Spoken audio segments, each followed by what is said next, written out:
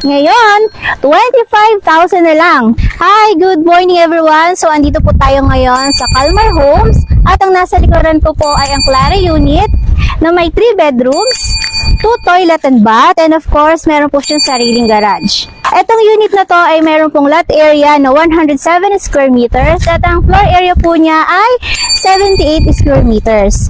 Ito po ay ready for occupancy. Titirhan mo na lang. Kaya kung isa ka po sa interesado sa unit na ito po ay through bank financing. Ang kailangan mo lang ditong requirements ay 2 valid IDs, COE, proof of billing at payslip.